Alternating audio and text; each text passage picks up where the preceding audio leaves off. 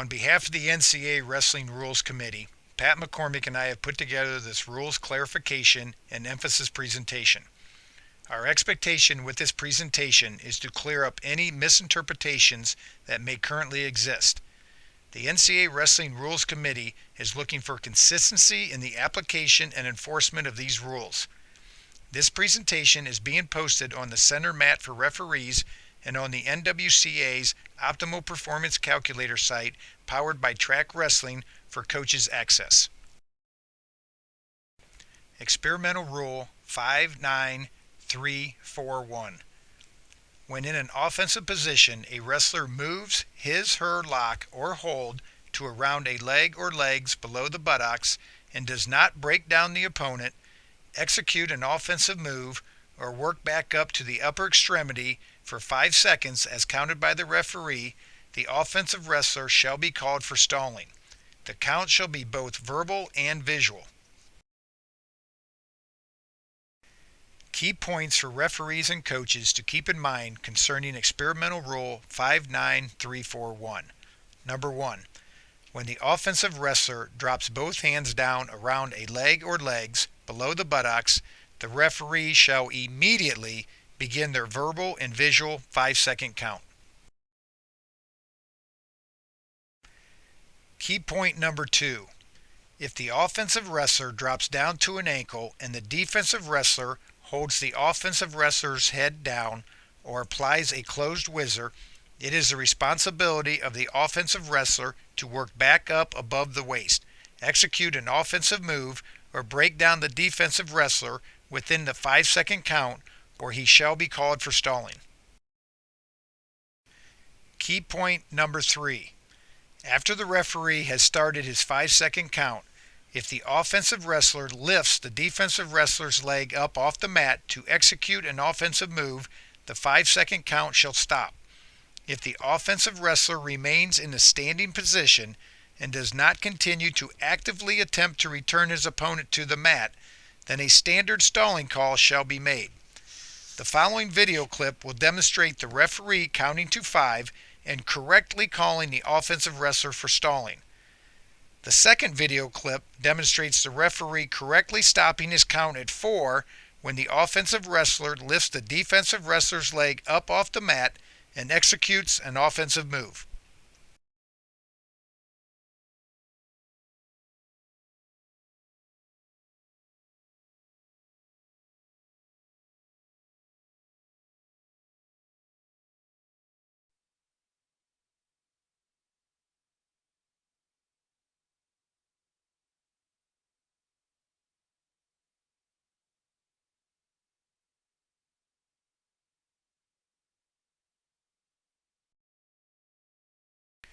The following video clip demonstrates the referee immediately starting his count when the offensive wrestler drops down below the waist. In the video, the referee believes he has reached his 5 count prior to the offensive wrestler executing an inside trip. Upon conferring with the assistant referee, they correctly determined that the offensive wrestler executed the inside trip prior to the referee reaching the 5 count. This was the correct call.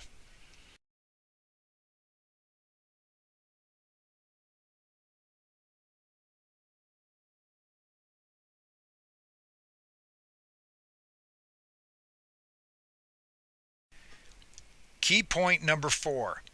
If the offensive wrestler drops down to an ankle and the defensive wrestler sits to a crackdown position, it is the responsibility of the offensive wrestler to work back up above the waist, execute an offensive move, or break down the defensive wrestler within the 5-second count, or he shall be called for stalling. The following video clip will demonstrate this situation being correctly called by the referee.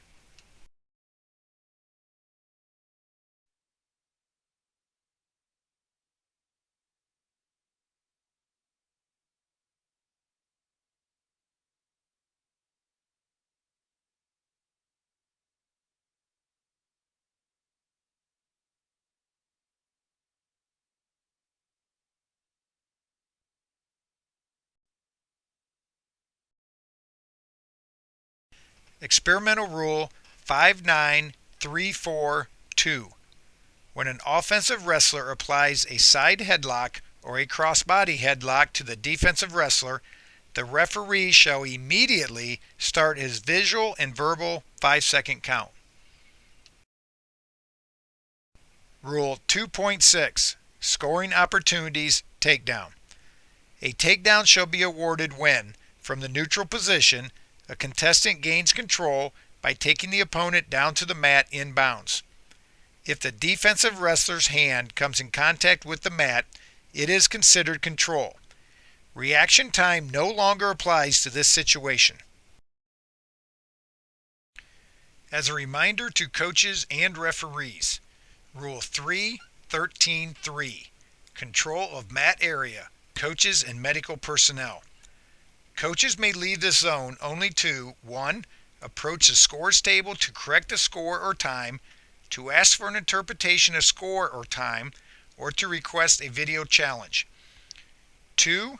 Approach the scores table to question the referee's application of a rule, or 3. Move toward the mat during a charged timeout or at the end of a match. Medical personnel may leave the restricted zone only during an injury timeout. The penalty for control of mat area is warning, 1 point, 2 points, and the individual removed from the premises. This is not a new rule or a change to an existing rule. The NCAA Wrestling Rules Committee is making it a strong point of emphasis to the coaches and referees. We are looking for consistency in the application and enforcement of this rule. As a reminder to all coaches, Rule 8.1 Weight Certification.